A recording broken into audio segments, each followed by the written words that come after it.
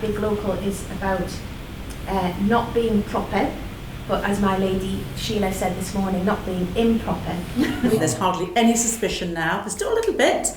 We still have got our little, our little sort of power groups, of course. We've got people who are that group or this group or whatever. But a lot of that fear that this project, that was, I think, from the very beginning, one of our biggest concerns, wasn't it? Yeah. And it has happened to other big locals. I know we're aware of this from our bigger story stuff that we've been involved with. That you don't go into, we are the saviours of the universe, we're going to make this place a better place. Actually, because it's not a bad place already. It's Friday, so some people who are working will be at work. But we're trying to engage people who aren't working. We're trying to engage people to come along and get involved. When Big Local was there saying, we can make this park happen, they said, we've heard it all before. But now that they see that it's actually happened, there's a reason to get involved. The Big Local approach is different to other things that we've had in the area. And the reason being for that is that it's resident-led. One of the tensions is, do you listen to the loudest voices because they are, for whatever reason, perceived as more powerful, or they just have more influence, whatever?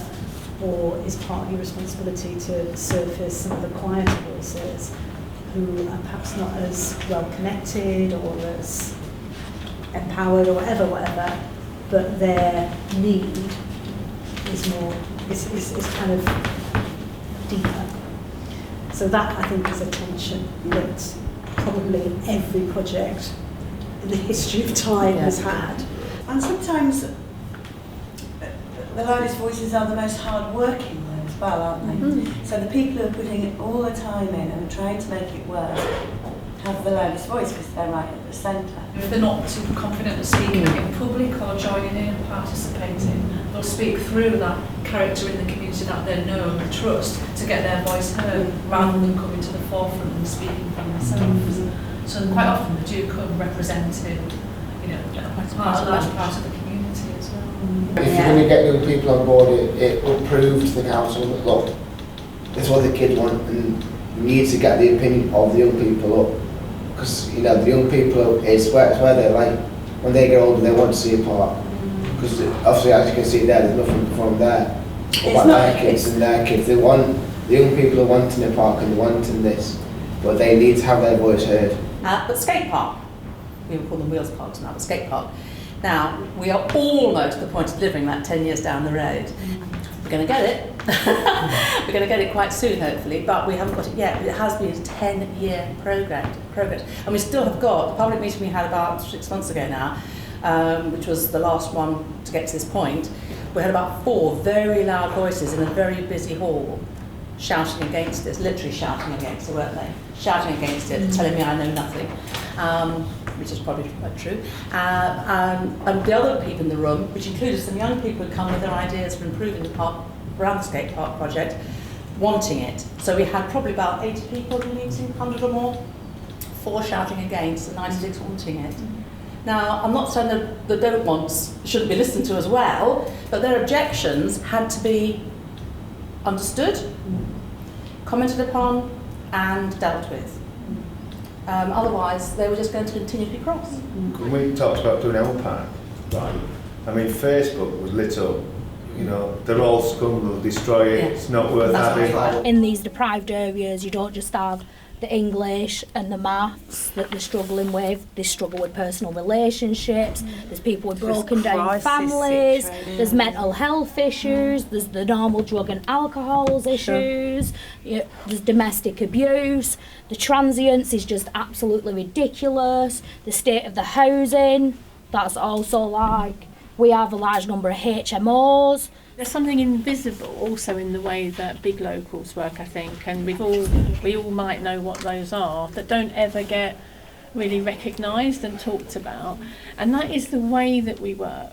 We know that there's a need and a want for more employment and small economic growth. The way we've recently gone about that was perhaps not the right approach. So what we were open to do is form a separate delivery vehicle to start up a ventures company or a facilities company, so we can work with independent traders in the area and support them in applying for other contracts, which on their own they wouldn't be able to, because they wouldn't have a track record, they wouldn't have the financial sustainability behind them or financial stability behind them. They wouldn't be able to wait for those big contracts to pay out at the end of the contract, if that makes sense. So what we're open to, we'll support that cohort of people in the hope that they could expand their services and take on young apprentices, and again, keeping a circular economy going. So we held an event directed at independent tradesmen, people and persons, and we opened up the youth centre for a couple of days. We didn't get one respondent. Thinking of it, from our own experiences, whenever we're trying to get a plumber, an electrician or a builder, the waiting list for them to come round is absolutely massive. So perhaps we overestimated the need for those independent traders to want to grow and want to take on the responsibility of added.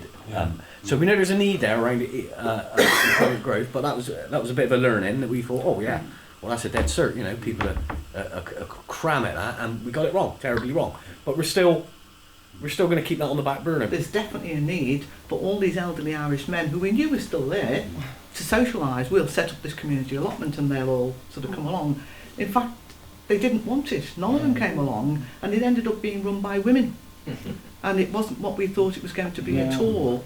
And now we've got a lot of hostels in the area for people who've got mental disabilities and vulnerable people, and we collect those sort of people and bring those down. So it turned into something completely different than we envisaged when we thought there was a need. I think we have identified a certain amount of deprivation in our village because of the things that we've been doing. Yes. Obviously with the super kitchen, that need is now, it's immediate. Yeah. I didn't just come for the ride. And the meetings. All the meetings, All of them. or Dallas, or Steve. Or the chocolate cake. Or the chocolate cake. I came to make a difference because I thought, living 37 years in Grassmore as an ex-miner, and I know what went wrong when the pit shut. Yeah. And the village went down, Yeah. down. Not just in a matter of deprivation, but in a matter of community spirit. Yeah, that's it. We're not a money trade. Yeah. I mean, because people just thought they could come in and ask for all. The first 12 months, there was still requests coming in. Yeah. And it would have been very easy to go down that route if you hadn't just stood your ground. Yeah. And now, as Kerry said, there's all sorts coming through the door on a Monday morning.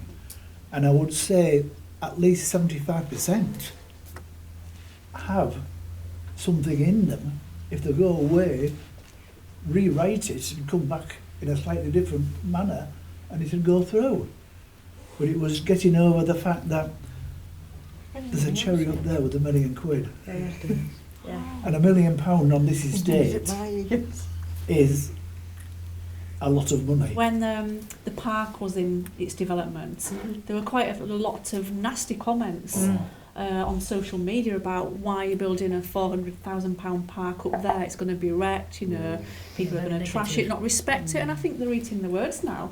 I think also to start with, there was a sense, wasn't there, that it wasn't really going to happen. Do you know what I mean? People had heard it all before. Yeah. For years, if you talk to the people, there's been promises.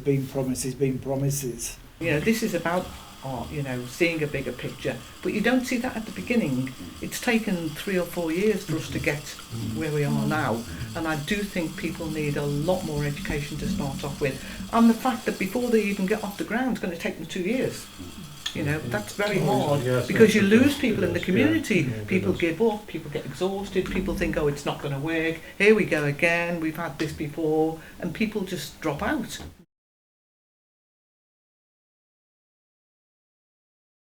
And so we all told our stories about what we were doing, but what emerged was that the value of being involved through Big Local was we'd connected. Big Local had provided some funding to allow some of these things to happen, but actually its bigger thing it had done was it had acted as a bit of a catalyst. We thought we'd gel a few stories together because it had been a lot about the sort of physical appearance and development of Whitley Bay. Anne had done a survey about access, especially for people with disabilities, and that was how important it was, and they'd gone street to street looking at the access of Whitley Bay because of the importance of development, making sure that people with wheelchairs and limited ability can get around, which is vital.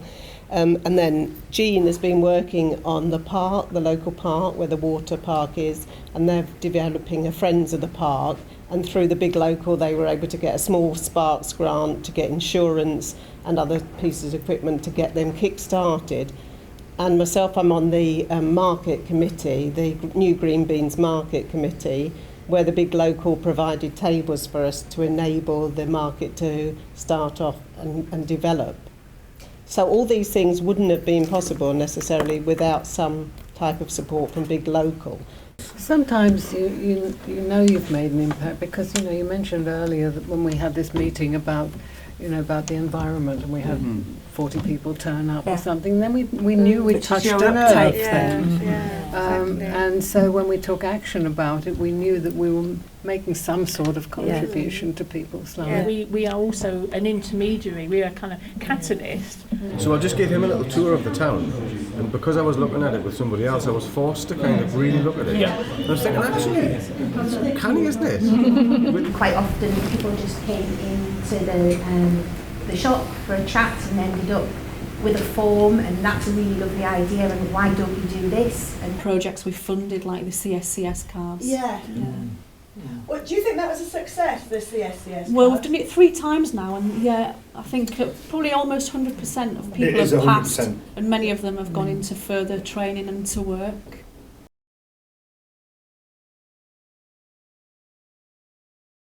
I think we need to develop groups of interest, and one of them I think should be a kind of a, for a want of a better word, a group that would liaise with local people of power. We've got a piece of green in our area which is not being used. There's always a kind of a feeling that flies around among ourselves that say nobody uses that place, maybe we can use it, but it's managed by the local authority. So we need to find the right people. We need to cultivate a kind of a, sweet talk them if you like, or find an agreed parallel line, and then say, well, we can manage it. If we're more responsible, if you like, for putting it together, then it means we can maybe influence more.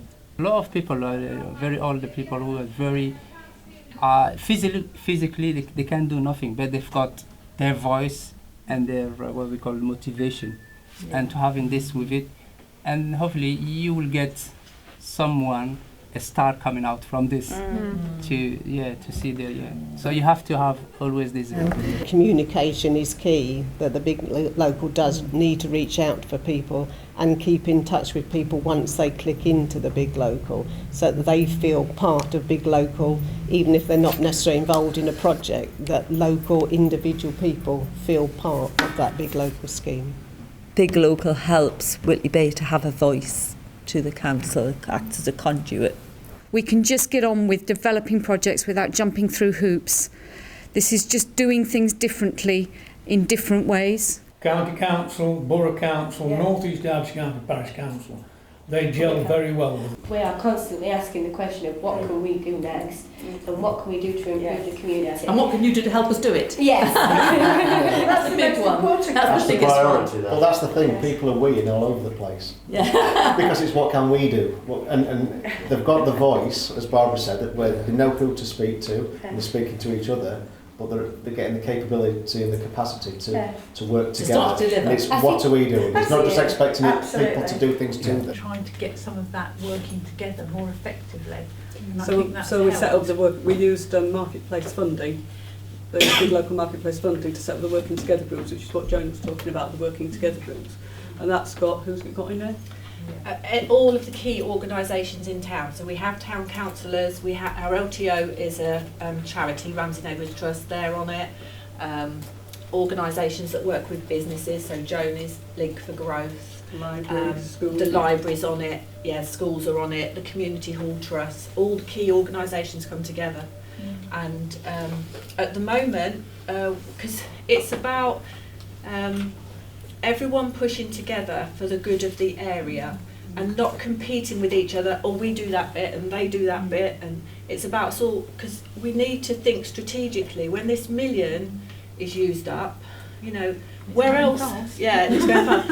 What other money can we bring in? How are we going to keep things going? people who come in and say, well, we didn't know you were doing that, we didn't know you were doing this, you know, and you've got some big agencies coming and join us now, you know, and they want to forge a relationship with us. We went to the schools, and Roy, ferret on a dead dog or whatever it is, right, was on at the schools for weeks and weeks and weeks, right, and he could not get in. Just before the summer holidays, summer break, the school came to us and said, how can we get in? Now that's a total different mindset, you know what I mean? They're seeing us as a way to come forward. It has been quite difficult to get groups like this together, because I think people do get tired of it all and disillusioned, and you can't blame the community for that. But with this group, I think, and there's been I know there's been some changes with the steering group, but there's been some, like a central team of people who've been there throughout, you know, so I think that's just helped it be a strong group. Yeah, I mean, the benefits, they're obvious for people like the housing associations, for the organisations like us, because we want sustainable communities, want people to remain on the estate and to, you know, improve their lifestyle and so on. So it's a no-brainer for us, really. To be quite fair, a lot of people talk to are very impressed with the way that we work up here, you know what I mean? We've had a few people saying, could we come up and see the way you work, you know what I mean? Because they find it really strange that a group of residents can do that, you know, because we always say, well, if somebody wants to come on a Monday morning, the residents, they can.